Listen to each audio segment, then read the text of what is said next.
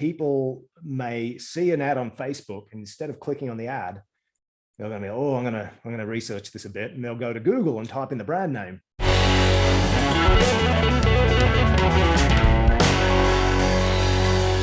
Hey, I'm Tom Meredith. I'm the VP of Innovation and Strategy here at Tier 11. This is the first episode of a new show I'll be doing where I talk to different people within the agency and outside of our agency. I kind of get into the mindset of how they think about what they do. This first episode, I'll be talking to Nick Miller, who leads our Google Channels division. Basically, what that encompasses is everything outside of Facebook and Instagram. He's been with the agency for probably 2 years at this point. And he started off as a Facebook media buyer, but has made the transition over to Google Ads. So we dive deep in this episode of that transition and the differences between Google Ads and Facebook, but also how they inform each other. So while Facebook and Google are different platforms, they should really work together tightly because they hit different parts of the customer acquisition path. And Nick and I kind of go deep into some of the different ways that they work together and how they're different and how to think about them. So let's hop right in. And here's Nick Miller. Hey, how's it going? Hey, Nick, how's it going? Good.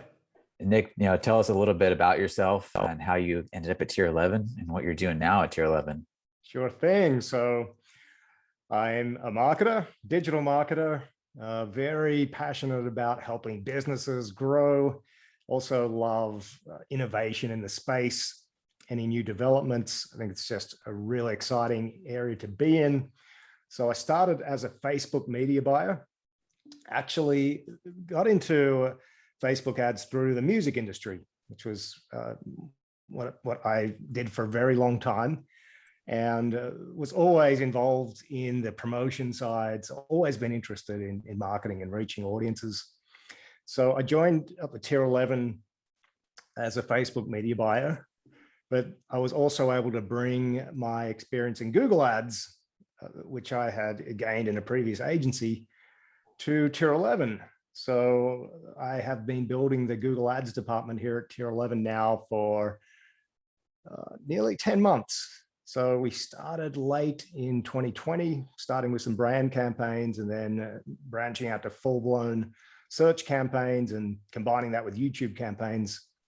So it's going really well, and a great complement to our Facebook media buying. So when we were first talking about doing this recording, you had mentioned, that there's not a whole lot of crossover between Facebook media buyers and Google media buyers, and you think there's an opportunity to bridge that gap so people have expertise or understanding of the two sides. Tell me a little bit more about what you mean by that. Sure. So I found that there are experts in both platforms, and it's very rare to find someone who is an expert in both. Now, I'm not going to claim I'm a master at both. I think I'm very good in both of them, but I can relate to Facebook media buyers who don't understand how Google Ads work, because I was that person. I was always very curious. And I think the thing that happened with Facebook ads, and this was intentional on Facebook's behalf, is they made it very easy to get started in Facebook ads. Whereas Google ads for a long time was always, you needed to be very technical, and it was aimed at people who were very technical. Now, Facebook had the idea of, we're going to introduce a little boost button. So when people have a Facebook page, they can boost this post and get extra engagement. And that was like their gateway drug into the world of Facebook ads. And then from there, it's like, what do I do from here? And there was this progression. So they made it a lot easier to get started. Now, when you open up the Google Ads dashboard and you try and do the same things that you've learned in Facebook ads, you can get frustrated really quickly, because there's some things that are the same, but there's some things that are very different. So I found that there's not a lot of, you can find some great Google Ads courses, but there's not a lot of information on how to approach Google Ads if you have experience in Facebook ads. So that's something, I mean, I was hoping we could talk about today. I have some slides Made it very concise because we don't want to have death by PowerPoint, but these are the kind of things I wish I had somebody just told me. Being a Facebook media buyer would have saved me a lot of time. One thing, and I've been batting this idea around, it's a little bit about the mindset of what we do. But I think there's like this missing piece of why we do things or how we view things. So if you could, before hopping into this, like your PowerPoint slides, like talk about how you think about like why you would use Facebook ads versus Google ads and your mindset for those. Sure. So, I mean, first of all, I think one of the great developments here at Tier 11 is that the true north is now we decided that that's going to be customer success. So first of all, we want to use that as our true north. What does this customer need? What's going to help them most reach their goal of growing, scaling, increasing their profitability, whatever that is. Now, in terms of the mindset of how we might look at what platform to use, there's certain businesses which lend themselves to Google Ads because they're solving a specific problem. So, for example, if a business is solving a particular problem for, in the tax space or helping someone, I'm going to use just a very everyday example, but fixing a leaking pipe in the kitchen, and they don't know how to do that themselves. First thing they're going to do is they're going to go to Google and type in a plumber near me. So if they happen to be scrolling through Facebook and their pipe's busted and they happen to see an ad for a plumber, that's great. But Google is much better at finding people who are looking for something and trying to find a solution to a problem. So we found that there were some businesses that were actually crushing it on Facebook ads, but they also had this whole market where their potential customers were searching for solutions. So take one customer who trains mainly women on how to start their own beauty business. So there are all these searches happening every day, millions and millions a day of what's the best way to make extra money, or how do I get trained in this specific technique? And they weren't tapping into that search volume. So it was just a matter of finding what the market was searching for, creating ads for those searches, and it blew up. So we were able to scale their Google ads. They were spending nothing on Google ads, and we were able to scale that to 5K a day at a 3x ROAS. So it was just a huge success. They had a market, not a market, but a channel that they were yet to tap into. So is it fair to say that in Google ads, like people are like intentionally doing something and we're just kind of stepping in that process to show them our clients? Yes, and to a degree. Now, I'm mainly talking about search ads. Mm-hmm. Now, and Google also has display, shopping, YouTube, and discovery, which is much more like interruption and Facebook ads, but I won't go into that now. But I think, a good way to think about it in general, as a general rule of thumb, Facebook, you target people based on who they are. Google, you're leveraging much more what they're doing or what they've been doing. And even though Google has a tremendous amount of data on everyone on the internet, basically, Facebook's targeting in terms of who they are is more advanced and more sophisticated that you actually use. Whereas Google, you will target people based on what they're doing, and Google will use all the data it has about people to improve performance. But I think that's a good way to think about it. Facebook, who they are; Google, what they're doing. It's pretty profound. I never even thought of it that way. Yeah, and both. I mean, Facebook will use in-market signals too. It has data on what people are doing. But I think, on the degree, I think it's a simplified way of thinking about it for sure. Well, it's just also the function of how people are interacting with the platforms. Right. Right. Exactly. Yeah. Yeah. So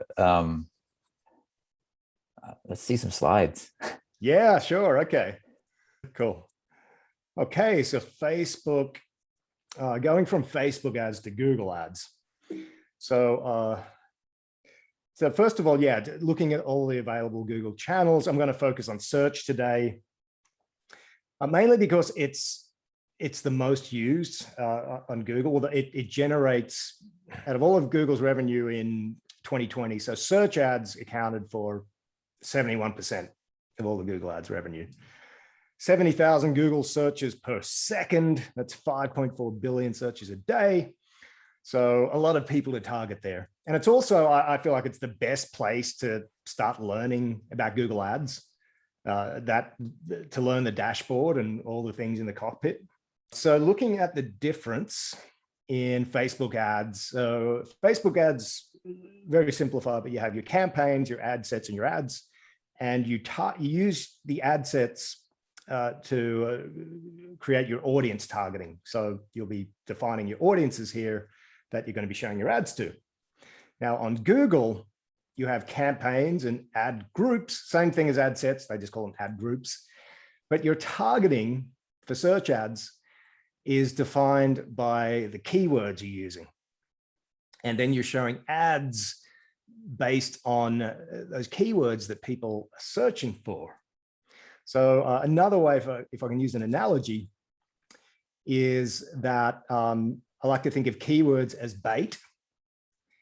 Now, keywords are what we choose. So if we're a car rental business, we'll use like car hire, rent a SUV, all these keywords that people might put into search when they're looking for a car rent.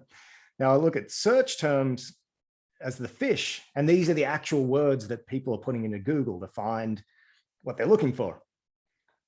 And then the ads are our hooks. And the sharper our ads are, the more we refine them to better grab the attention of the fish, search terms, then the better the performance is going to be. So now another difference is just how the auction works. So Facebook, I'm going to use mobile here too. So as soon as somebody starts scrolling, the thumb scroll starts the auction. And a lot of that is based on who that person is, but Facebook's going to look at all the ads that are competing for this person and decide which one's going to win the auction and create that feedback loop. Now with Google, the auction starts when somebody enters their search term. So it's this little circle that starts over here with the phone. Then the search term, Google will take that search term, match it to the keywords we've entered. And then if our keywords are well chosen and our ads are relevant, they'll have a quality score. And it's also going to look at landing page, the offer. Basically, Google wants people to keep using their search engine and their platform. So they really want to make sure it's a good user experience. I mean, just like Facebook, the main thing, they just got to keep people on the platform. So if the best ad will be shown based on all those different things. So, and then the ads will show to that person who's looking for their solution. Anyway, this one, I was just going to talk a little bit about optimizing, but the main thing to remember is the ads, I like to think of them, they're layered on top of the keywords. Whereas the Facebook ads, you kind of you're targeting them at an audience. Whereas in Google, you're targeting the ads to keywords. So you look at what keywords are working best, then sharpen and refine the ads based on those keywords. So I just had a little bit of information for anyone who wanted to get started, but a very common question starting off is how many keywords in each ad group? I would say maximum of 20.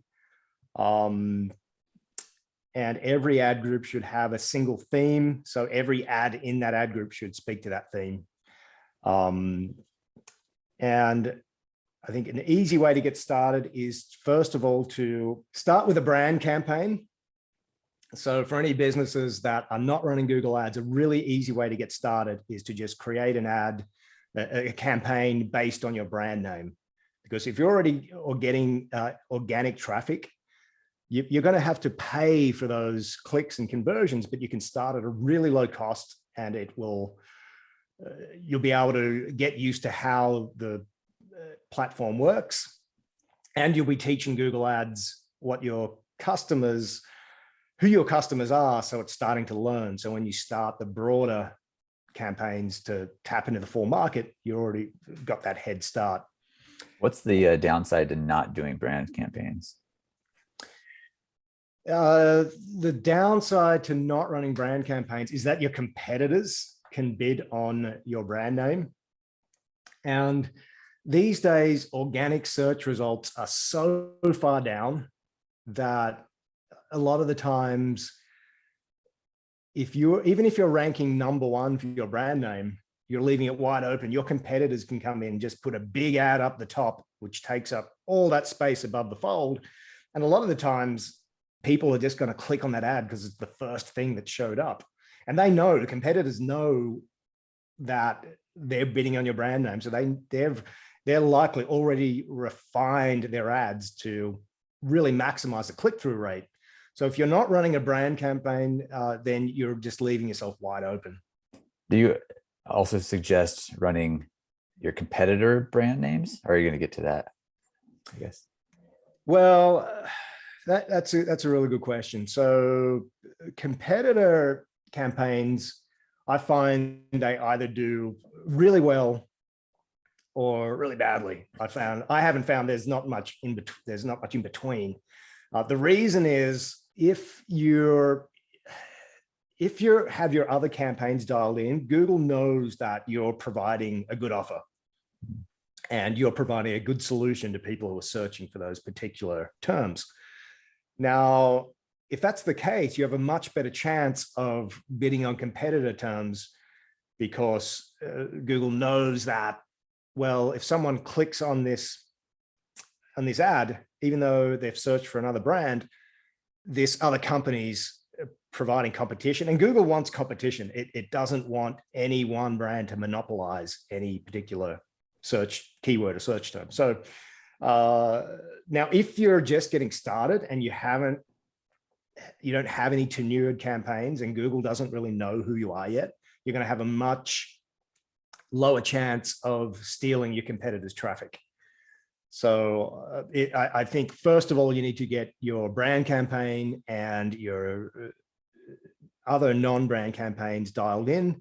So Google learns more about your business and sees the conversions, and you need to gain that credibility.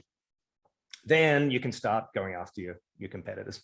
Just starting off, if I'm an advertiser or a brand, like the first thing to do is just like claim my name and start teaching Google, like, so that it starts to learn who to show it to and who's most likely to click now through. I will say there's a big exception to what I just said, and we've actually just identified an opportunity here.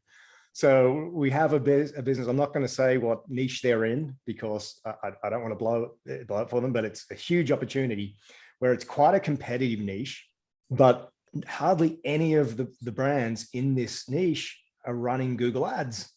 So they're all ranking organically for their own brand names.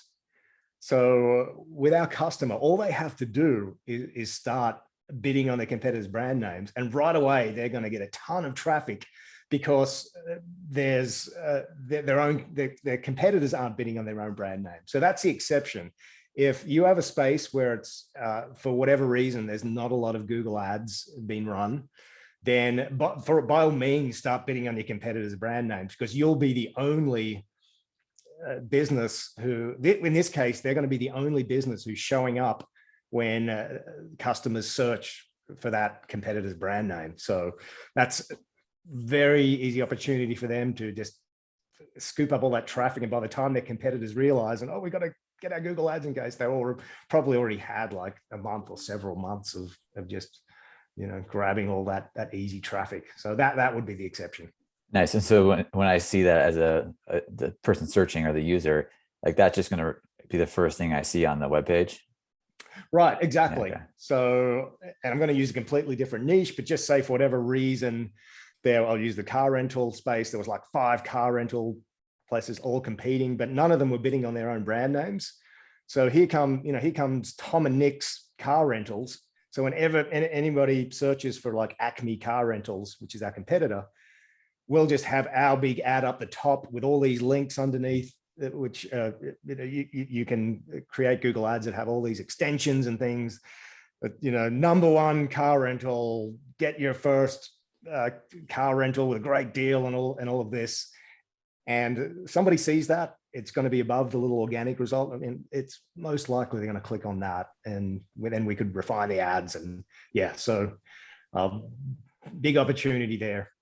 I don't mean to hijack your presentation. So no, please do. So no, this was actually my last slide because I didn't want to keep it concise, but just for anyone who wanted to dip their toes into Google ads, I think, start with a brand campaign.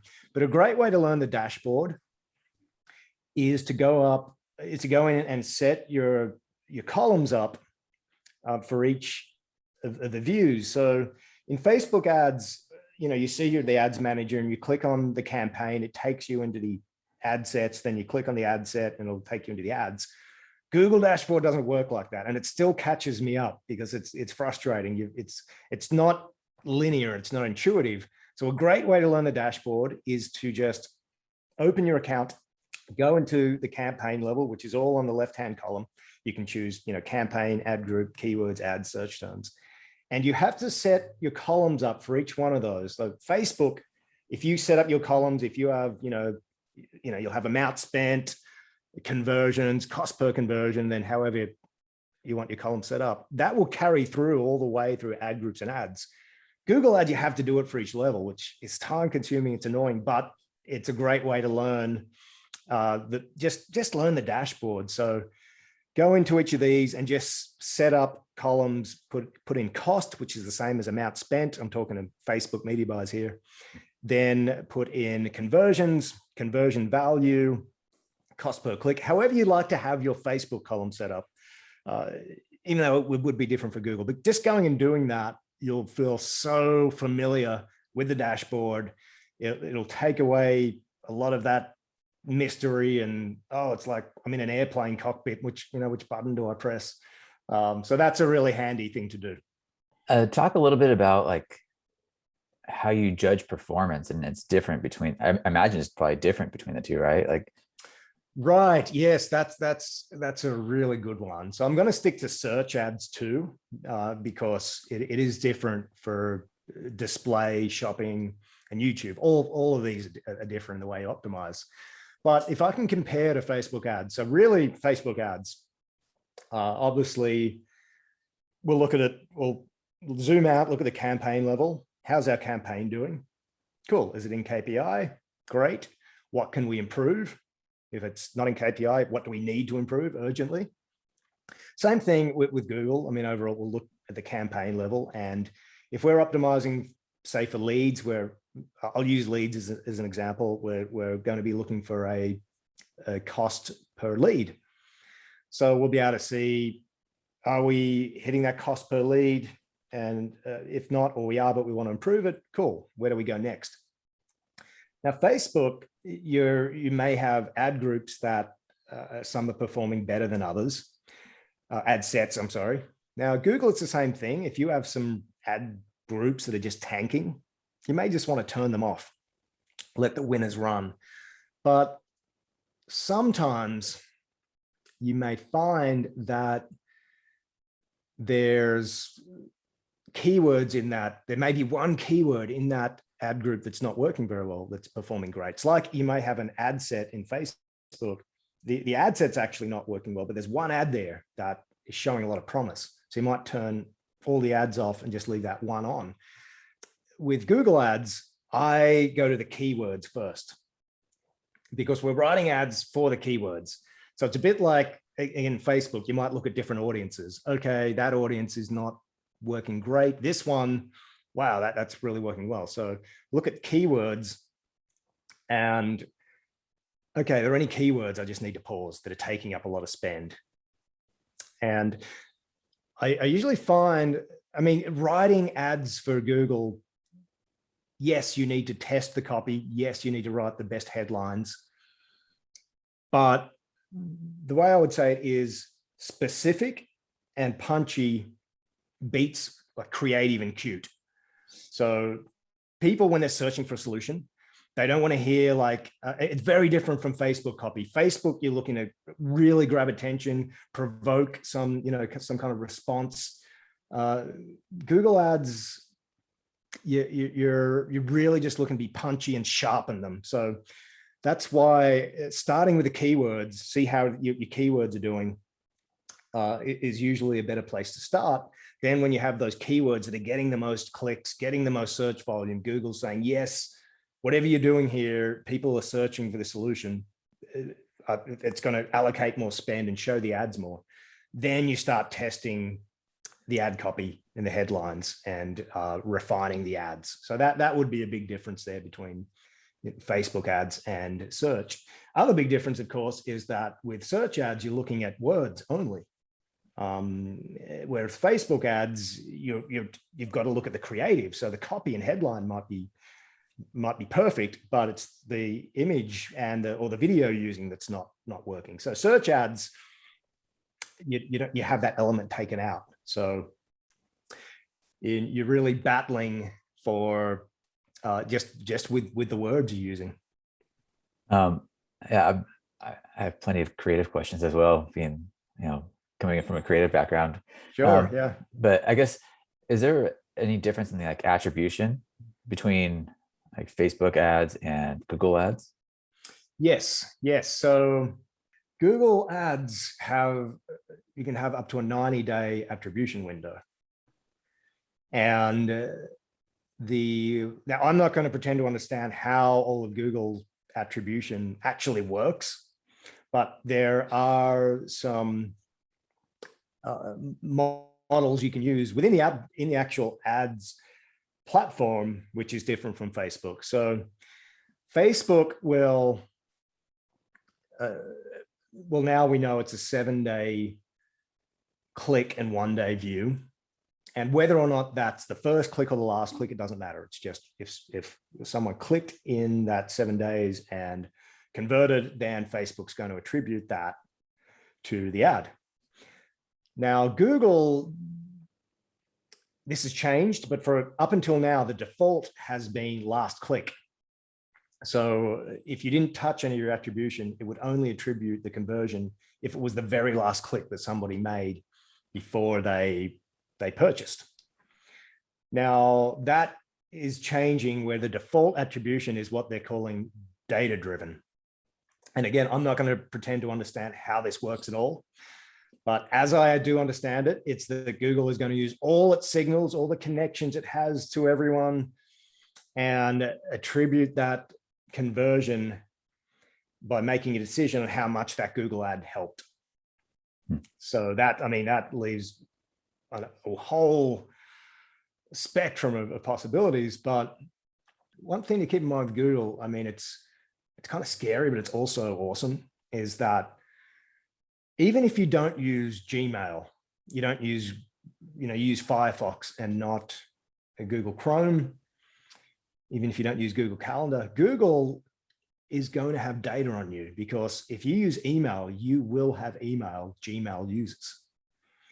And if you are on a web browser like Firefox, then you're likely going to be have interacted with Google properties in some way. So now, I believe the figure is Google has over 70 million data points on every internet user. And Facebook has a lot too. I think it's like over 50,000. So either way, it's a ton of data points. But Google has been very quiet in the whole privacy issue, and Facebook gets all the bad press. But the reality is that what Google knows about us all is like, whoa, it's so much more.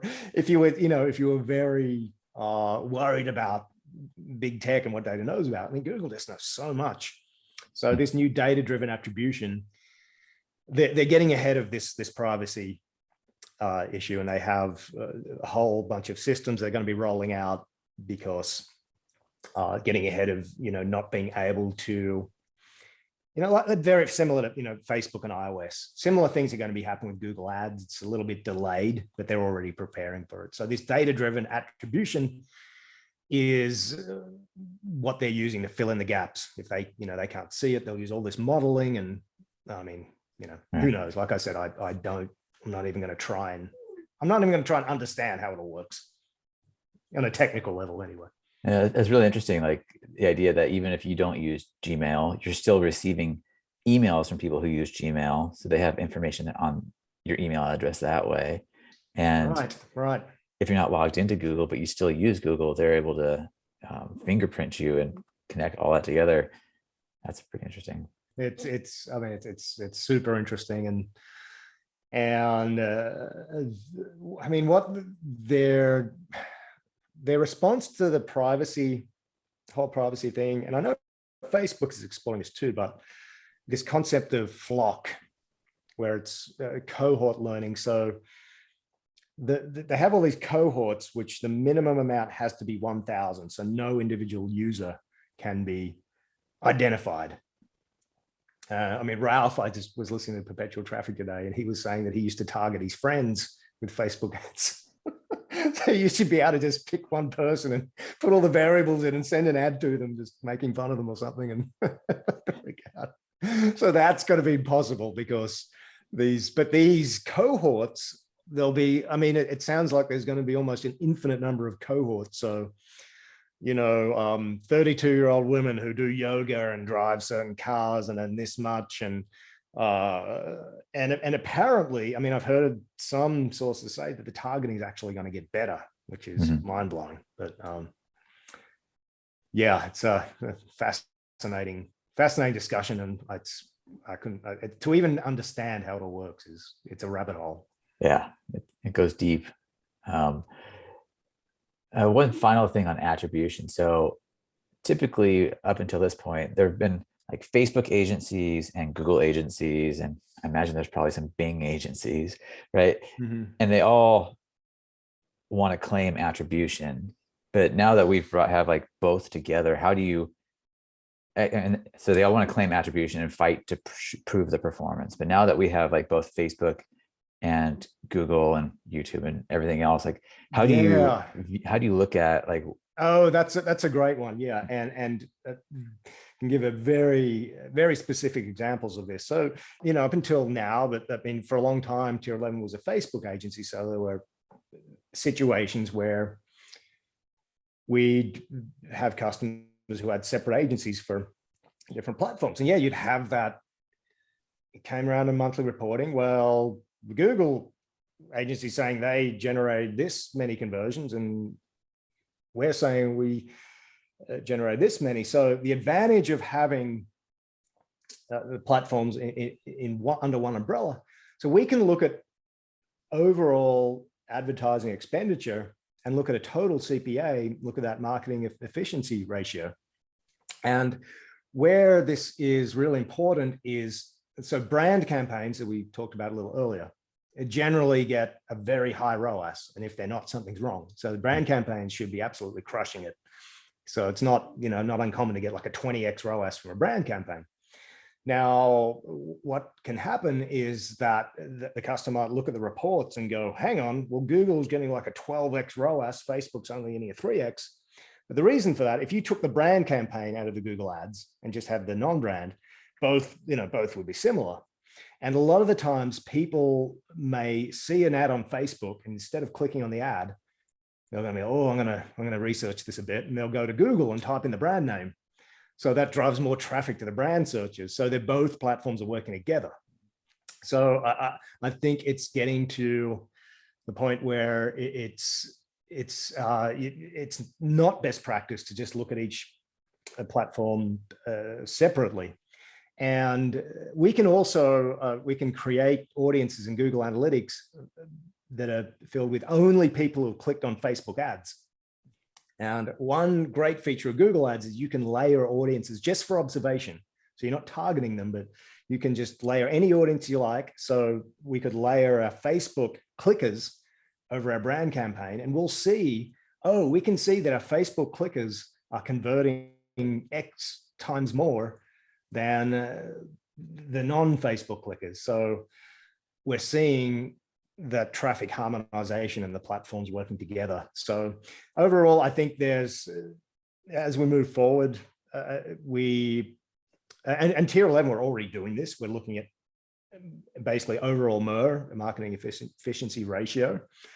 And then it becomes a question of, do we pull back on spend here or increase spend here? Like, that's our big levers, rather than two separate siloed factions battling for credit. Just doesn't work. Yeah.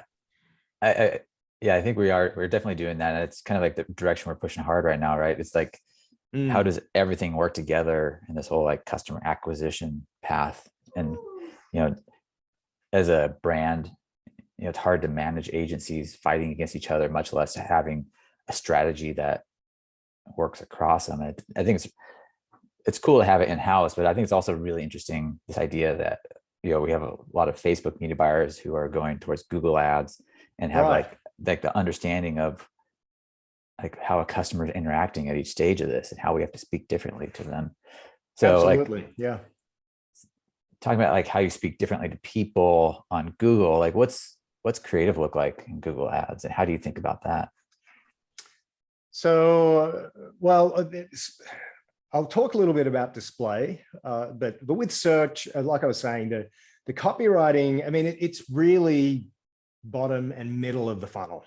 Mm-hmm. So it's punchy and short. For one thing, you only get 90 characters for a description. Mm-hmm. But even though you get those 90 characters, you don't need to create a full sentence to fill that 90 characters. It's more almost think of writing Google ads as like writing bullet points. So you just want to put your best value props. You can use provocative headlines. I've tested a lot of provocative headlines, but you also just want to have you almost want to be writing, think about it like you're writing, for the yellow pages, for anybody who remembers the yellow pages, or a newspaper classified ad. You've got this little bit of space and you want to stand out and you want to have your best value props, boom, right there when somebody's looking for something. So that's the difference in the copywriting. But we can lean on the deep dive research we do, because we still want to understand our avatars, and whatever the strongest hooks are, we want to have those in the ads. Now, for display, here's where I think the difference is. Sometimes with Facebook, the image or the video that works the best, it may not, and this, sometimes it can risk being off-brand. It's something that may not be the best well shot or the best whatever. It may even have a video of like someone from the company talking, and they make a mistake or they have to start over. Something that's just not polished can work so well with Facebook. Now with Google, generally, you're going to be showing your ads for display on websites, so they have to look as good or better than what's on that website. And generally, it's going to be more polished. You're going to use all those design principles and really be looking to deliver a message for the brand that is on point. And you're looking to make people, to interrupt people from the website that they've been looking at, and get them to click on that ad. So that's where I would say the biggest difference is in creative with Facebook and Google Display. And the other one would be Google is pushing more and more towards automation, and almost to the point where I have some people I really look to as authorities, like Mike Rhodes, this amazing Google advertiser. He actually predicts that we won't be able to we'll only be able to upload images and not upload full ads to Google soon. So Google will create the ads and we'll have to upload like maybe 5 minimum number of images. And you can already do this. You can create ads. You can just upload the images, put in your text, and Google will create the ad for you. So it's really moving to a space where we'll be able to upload less of the creative we want and only what Google lets us upload. Is this where you upload like different elements and it like programmatically like combines them into images? Yes. So you can upload a number of different images. I forget the exact number right now, but it's you can up to 10 or 15, and different text to go with that, and your logo. And Google will create all these different ads, mix and match different text, different headlines, show different ads to people based on who they are. And one ad might look very different to someone else. Now, the other thing is that Google Display Network has 39 different formats as specifications. So now Like you don't need, some of them are very little used. So there's some that you want to definitely create for, but uploading those images, Google's basically going to take everything and resize and format things based on whatever space it's trying to fill. So the designer doesn't have to sit there and create 39 different ad designs basically.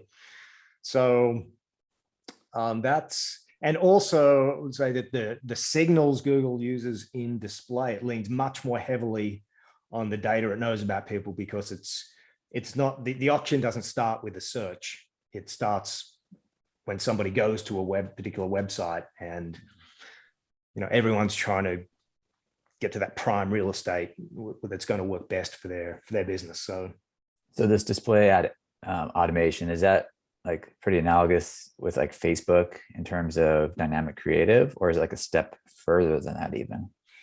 It's, yeah, that's right. Very similar, but it goes a step further in terms of the format. So Facebook might use square, landscape for certain placements, and 4x5 or vertical for others like stories. Now Google has, like I said, has those 39 different formats. So you can have a big long banner across the top. You might have a little down the side, and you might have you may have a display ad on YouTube. So below a video, you'll just have a little banner of your business that's clickable, that's below a YouTube video. So there's all these different formats in all Google's properties.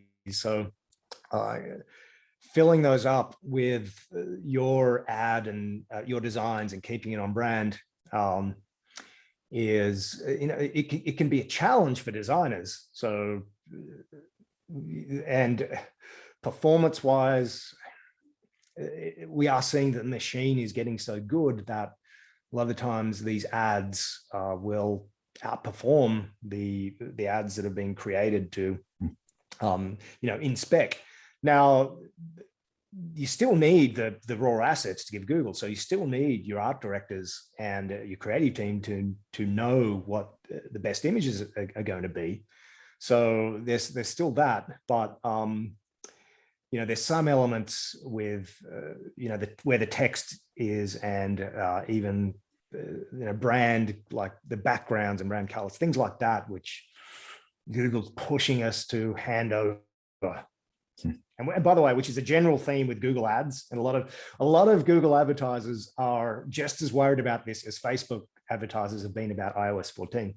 But Google is taking more and more control away and leaning on their AI. So I actually love it, because I wasn't doing Google Ads 5 years ago, let alone 10 years ago. So I've come in and I'm embracing these these AI tools, which I think are amazing. Yeah, that spirit of like accepting innovation. I mean, that's something that's, as advertisers, we always have to deal with. Like, as much as we want to fight these changes, right? Like, I mean, what do we do? They're not going to stop because we don't like it. Yeah. Yeah. I guess for search ads, something when you were talking about earlier made me think of like I always fall back into like the Eugene Schwartz levels of awareness. Like Facebook, we always assume that people are like unaware they even have a problem. But if I was to be doing creative or copy for Google ads or search ads specifically, I'd be thinking like, these people are telling me their problems. Like, how quickly can I tell them I have the solution? Is that how you tack like Yes, yeah, writing? yeah, to a degree. Now, and this is where you can talk about keywords being very targeted or long tail. Mhm. So to give an example, use the car rental example again. Somebody's looking for car rental. You're going to bid on car rental as a keyword. It's going to be very competitive. The clicks are going to be, high cost per click. So you've got to chisel in there and try and compete with the most targeted, most competitive keyword. Now, if you wanted to bid on other keywords, you might bid on hotels in a certain area, or something else travel related, or what to do in city, because that's related. Because you take the leap and say someone who's looking for car rental is very likely they're traveling, and they might need, they're probably looking for hotels as well. Now, again, Google is, I don't want to go too far down the rabbit hole here, but yeah. Google is, and this is what a lot of advertisers are upset about, but Google is encouraging us to use broad match keywords for everything, period. And if I can explain how this is developed. So you've had exact match, which up until now has been, you would put in a keyword car rental and your ad would only show if someone put in that exact word with that same spelling, car rental. So not car rental near me, car rental, it would just be car rental. And that's the only way your ad would show. Now, Google will show your ad if it thinks somebody searches for something that has the same meaning. So, I mean, enterprise or budget, Avis, whatever, if somebody types that in, your ad might show, even though for that exact keyword, car rental. And that's huge. That's a lot of advertisers are really upset with that. So now exact match is what broad match used to be. That's what broad match used to be. Now broad match is so broad that Google might show an ad, even if somebody searched for like Netflix series, it might show an ad for car rental. Now, it won't show it all the time, but it may think that that person is going to convert. So it's a whole different way of thinking. The game has changed. So just to answer your question, like, yes, you want to be solving people's problems, but you'll also need to lean into the machine a bit more. And we got to trust that Google's going to get it right. And it is getting better. But I'm still very hesitant to use broad match. I'm testing it very small doses. To give an example where it's worked really well, is that we have a client who is in the law space. They train lawyers to create their own business. And one of the keywords was start a law firm. And I tested that as a broad match. And we got a high ticket conversion. The search term was solo law firm letterhead template. So someone was searching for a template to create their own letterhead for their law firm. I would never have thought of that. But the ad showed start your own law firm, create a 7-figure practice, and that person converted because they were looking for a letterhead. And that was broad match. So that was an example where Google got it right. Now there's lots of examples when it gets, you look at the search terms that the ads are showing on and you're just like, oh my goodness. Now their answer to that is that they say, we're not going to show the ad to everyone who searches for that, but that particular person, there was a really good chance they were going to convert. That's really interesting because that feedback loops are like super powerful to know how, like what converted. You don't get that in Facebook, right? Like, right. I mean, and here's why, and the Google advertisers who have been doing this for like, since it started, really don't like this, is there's the art of keyword sculpting where you would, and again, I don't want to go too much in the weeds, but you would create ads based on the phrases people were using, because if someone was searching for car rental, you'd want that to be in the headline, not, they wouldn't use this, but not automobile hire. Okay. No one says that, but so you would, you can do what's called adding negative keywords, which means if you don't want your ads to show on somebody searching for automobile hire, which you can still do, then you force Google to only show ads using similar phrases. Now the art of doing that has become somewhat redundant based on all these changes. So the sculpting and the, forcing Google to show ads based on certain phrases and all this kind of thing, that's all changed. So big adaptations there, and it's a big deal. Like I said, I personally don't think it's as big an impact as something like iOS 14, but a lot of Google advertisers who have been doing this a long time, that's the way they feel, because they're just used to controlling everything, and now Google's saying, no, can't do that anymore.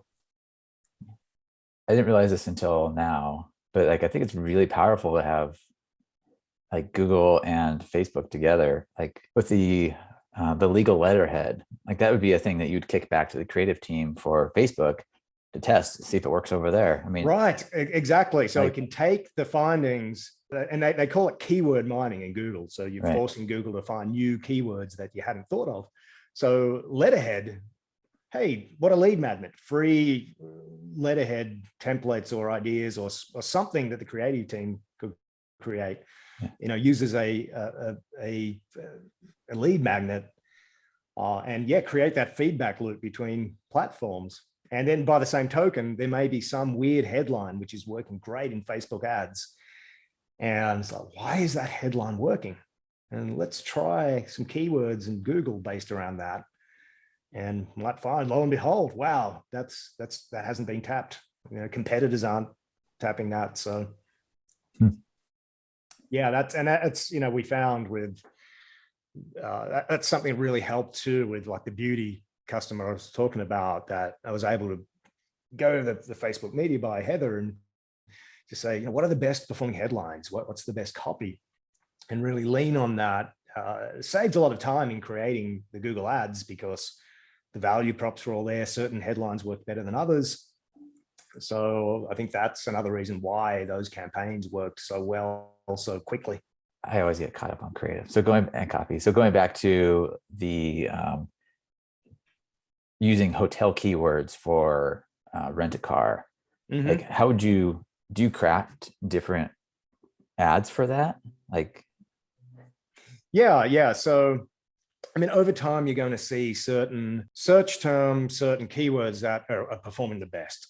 So like I was saying, if that's your bait, then you want the ads to be as sharp as possible. So you'll get data on what headlines are performing best, what descriptions are working best, and you craft the ads based on that. Now, where this can inform the display ads and even the Facebook ads is you have a look at those headlines, and usually those headlines are going to, if they're not the brand name, of course, but those headlines are going to give a good indication of what the hooks are at that level of the funnel anyway.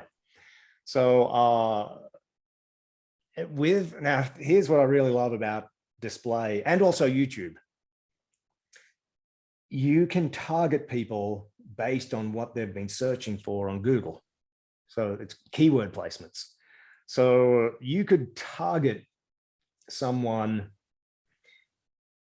who was searching for car rental, but they're going looking at some, barbecue recipe site, but you can still target them for car rental because they're in market for, they've been searching for that keyword. Same with YouTube. You can start showing them ads for car rental, even though they've gone on to watch a Lady Gaga video. So the best performing keywords, if we find there's YouTube campaigns and,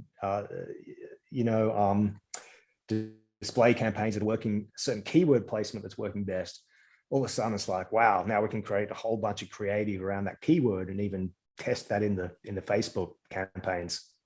Nice. Well, Nick, thanks for taking the time and hopping on and chatting about this. And I'm sure we'll have more conversations about this in the future. It's a really kind of cutting edge area for us, not just doing Google ads in house, but seeing how it all works together with everything else that we do with Facebook ads and our new conversion architecture and everything else. Absolutely. I mean, that's the thing. It's all got to work together. Yeah. The days of siloing everything, I think, are numbered, or they're already gone. Yeah. Right. I know you're pretty active on Twitter, right? Yes. Yeah. So my Twitter handle is Mighty Fine Nick, and also feel free to shoot me an email, nick@tier11. Any Google Ads questions? Love talking about it. But also Twitter is a great place just to connect to. Yeah, I think so too. I think Twitter is like the most important place for any marketer right now. It's like where all the good conversations are happening. I know you're really active there. Yeah, a great place just to, tip of the spear updates, things like that. And you find the people to follow and get involved in those conversations, and I love it. Well, cool. Thank you very much, Nick. And I'll catch you later. Thanks, Tom.